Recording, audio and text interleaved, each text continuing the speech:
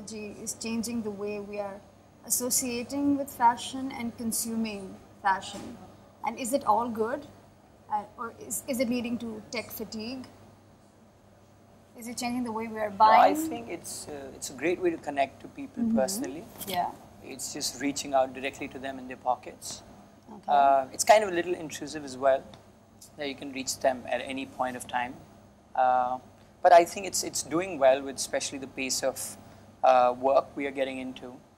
It's just makes it easier for the consumer to reach out to the products they... Fashion too fast Agreed. too soon. So, Yes. you know, as if I'm putting out a collection out there for 6 months before for my buyers, I Yes. want my customers to see it automatically. I want them to have that freshness when they see it when the season starts. But now they have Instagram and they can see what you're doing Instagram, immediately. there's Facebook, there's YouTube, everything is getting... But isn't that a good thing also because you have access to the people who are interested in what you're doing? Again, it's a good thing, there's a good way and a bad way, right? So obviously it's good because there's so much more coverage. It's so much easier to get in touch Visible. with people who are not in the main city. So like a Nagpur or any Yeah, of the B towns, I can be as much in touch with them as I am in someone in Delhi. So that way I think it's great, but then of course it has its downside. From a buyer's perspective, it's amazing because there's so much more reach. But fashion, I think, has always been about creating a dream. So that dream is slowly fading away because everything is so accessible. You speak of access. Also, we have a lot of access to everything that's happening outside the domestic market. So is technology that way hampering creativity? Do we do a lot of our original work? Do you see a lot of Indian designers in ready-to-wear, contemporary, doing a lot of original work, or is it all trickling down from what's happening outside? Both ways, like somewhere I think it's trickling down, and in some points it's nice because people are now infusing that global aesthetic with the Indian tradition, Indian craft, and putting that together and sending out a message there. So Yeah, so it facilitates a lot. My concern is with what it's taking away.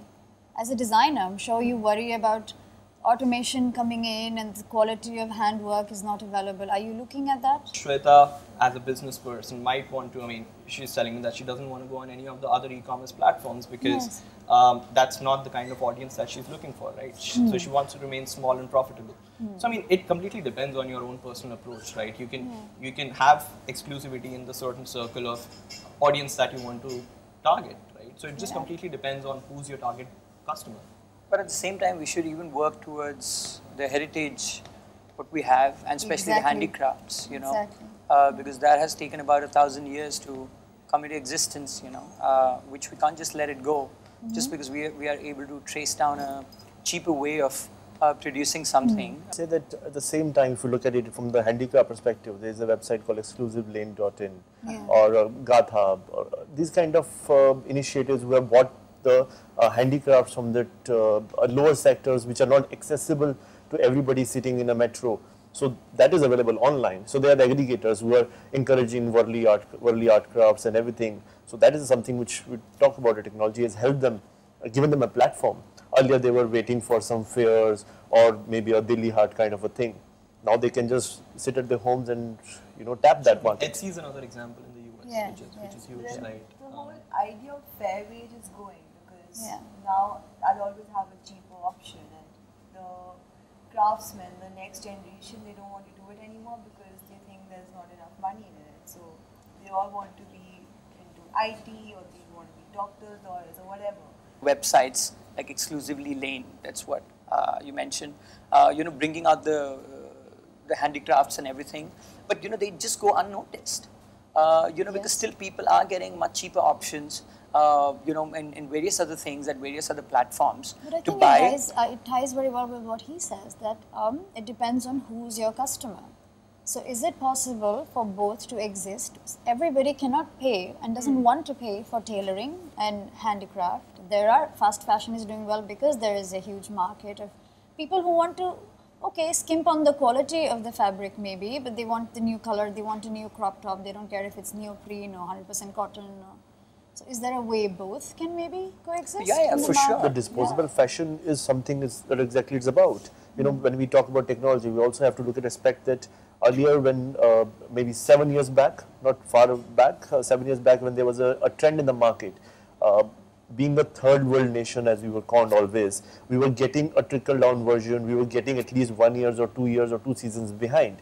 So, just like example, a high-low hem, how difficult was it for the Indian women to adapt to it? But today, if something is introduced in a European market, it's a new fashion trend. But also the internet and everything, because they have access to everything, so they can easily adapt to that. Okay, fine, I'm really okay to wear it. 1% of retail happens online in India right now, versus about 18 to 19% in China. Same is the case in Europe. Slightly lesser numbers in the US. It's going to come to India eventually anyway, right? So all the key leaders in the industry say it's going to be in the ballpark figure of 25 to 30%. Now the first 1% are discount scavengers, bargain hunters who've got online, right? Not possibly discerning customers like me and you who make it a habit to shop online all the time. But once our accessibility comes in with the kind of exclusive products we want, I think overall it's going to be much better for the. As a consumer, we need to be more responsible. Like, we can't wear something and throw away clothes so fast because it's taking a toll on our environment. So not only environment, labor. Yeah, I think labor is giving them business. So say they're making. The cheaper it is, the more they cut down on labor costs. Yes, but they're throwing travel. away so many clothes now. We're not focusing on quality at all. I have a technology solution for that, right? You take expensive clothes, right, and you let consumers rent it out. You're not going to wear an expensive. Which is a new thing, like the fashion. You have rent the runway, right? So they've been able to crack that market, which encourages, you're not contributing to the landfills. You're upcycling, you're recycling. Be more responsible. So now we know what he's working on. Are we more open to that? How many of us are open to renting clothes for the night? Why not? Yeah, sure. Like, it depends on the need, and how the times are coming. Would you rent a tux? Not at the moment, but probably a few years down the line, that idea doesn't seem sort of impossible. So you're that could happen. Yeah, sort of. I could keep it in the loop. Not right now. Honestly speaking, there is. Everyone's being politically correct with not right now, but. Yeah, because we're not because kind we of see that in the idea. This gorgeous McQueen gown, which I can't afford right now, and I'm getting a chance to rent it at. But that's like a hyper luxury product. So for me, that would be what I would want to. So there will be different aspiration levels for every person. Technology can facilitate upcycling, recycling, and things that are better for the environment and from an ethical standpoint. I'm sure technology can change the world, but is it doing that right now? Is it having latent offshoots that are? No, but it's at the same time increasing so much of consumerism, which is what worries me. Look at the cost of opening a store versus having an online partner which is going to propel your store. What I want to know is, how do you mean when you say they're abusing it, the technology that they have? How do you mean they're abusing it? See, the big problem right now is that everybody, like the venture capitalists, they don't really care what the consumer is thinking or what they're doing. What they care about is where they're investing in money and how is it churning them profits. So there needs to be right. So that is where and I just feel that the consumer needs to be educated as well. So somewhere you hold a responsibility if you're running such a big organization that you're trying to get them used to something what they're not used to. So they need to know what they're using and how they'll be using it.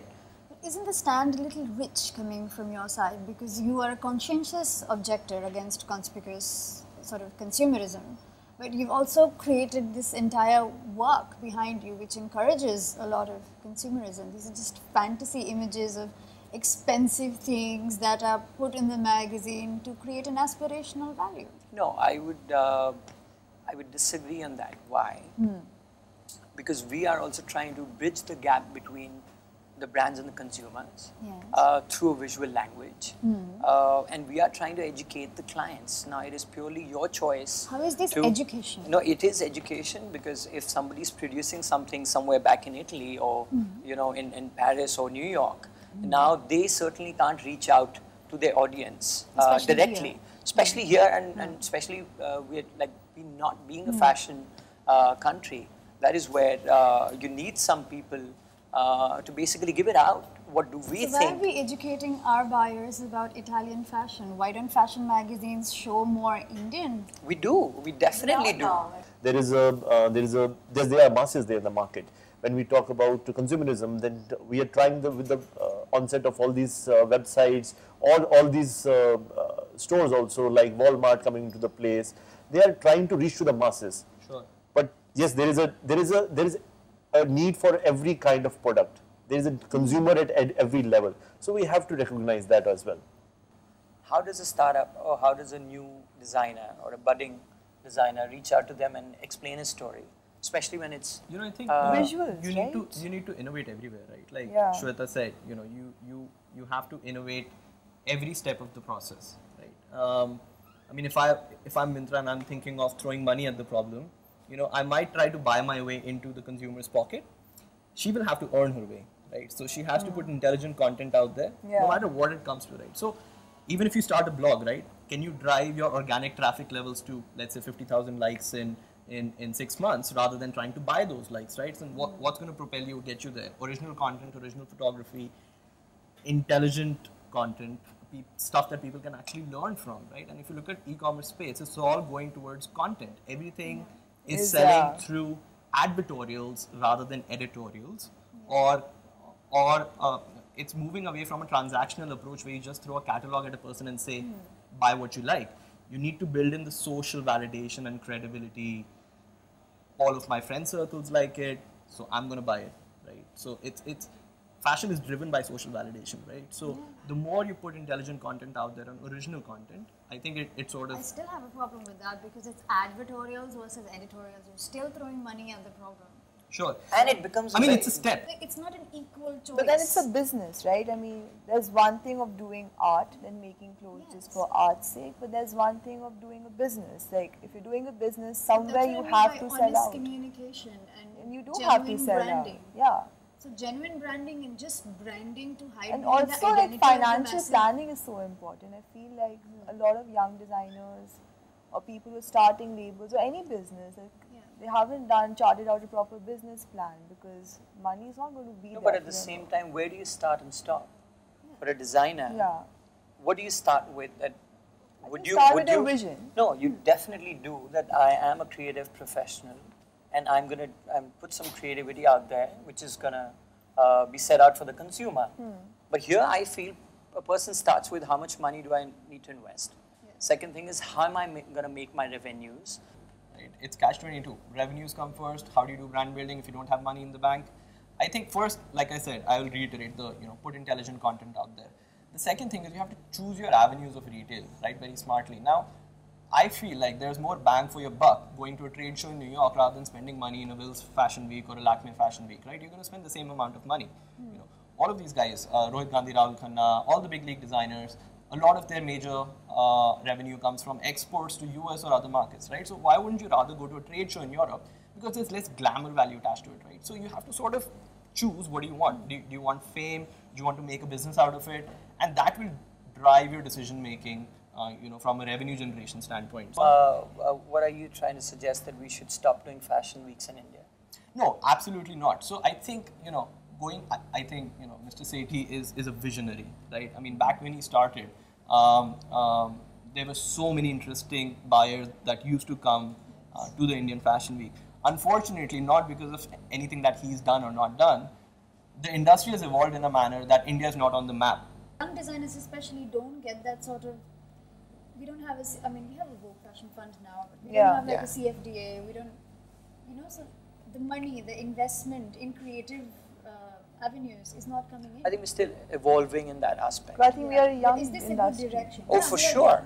But I think there can be another avenue also. I don't know. I have not seen this being explored in India.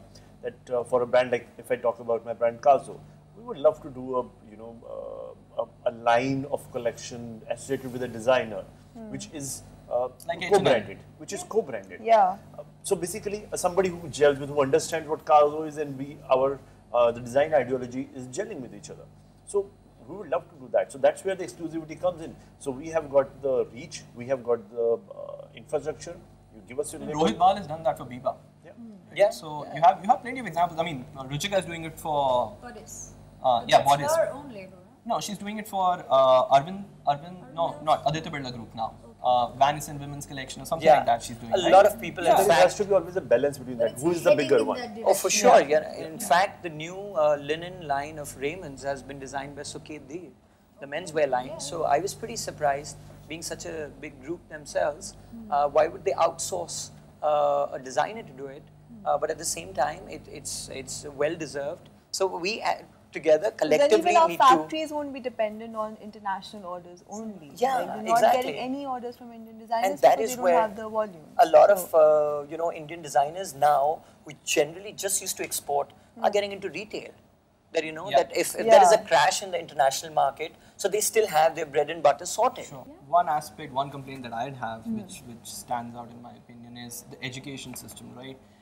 In most evolving industries, the education backend doesn't evolve as quickly as the industry evolves, right? Yeah. Currently, the education system isn't serving the needs of the industry. You need to integrate these aspects into mainstream education, which revolves around design. You need to have accounts, finance, mathematics involved with the design courses. When we passed out, it was only 5 centers. Today, I don't know, I can't even Probably count. 35. 35, Yeah, Right? so they have gone to smaller towns. So obviously the quality of the, like you said, there was a test. You have to pass a test to get in. Now the quality of the test has to go down to be able to accommodate, to be able to operate those centers. Then again, it becomes a business model. It's a business model. So that's where you sort of bring in the CSR initiative, and I agree that initially when you get capital, lots of it, your aim is expansion and you don't give a shit about CSR. But you're absolutely right. I mean, I'm completely on board with that idea. Look at Tom's, right? I mean, it completely started with just social initiative and blew up into this huge brand that it is. And it should be absolutely imperative, and maybe the government needs to reform policies around that. A certain bit of your revenues, if you are profitable, need to go towards CSR. That might take a couple of... If there's a graduate student and they're funding an Ivy League kind of school in India, and they are paying the salaries of the lecturers like Aditya, those people are going to come back and work for them, and Aditya is going to train them. And the colleges need money to hire people like that. I think you're definitely setting the path for the future as well. You won't come to a standstill at some point of time if we stop producing the right people. And also, I mean, it gives people who are already in the industry, 20 years, 30 years in the industry, an option to go back and teach. I'm sure a lot of people would like to do that, but there are no... And especially when you're making money, why won't you do a bit of social service? But you always like to give back as well. I mean, I'm sure it's not even social service. Like, they would like to go and teach, and it's a source of income, and it's another career option that becomes available in an industry where jobs are already so few. So, yeah. Sure. All in agreement then.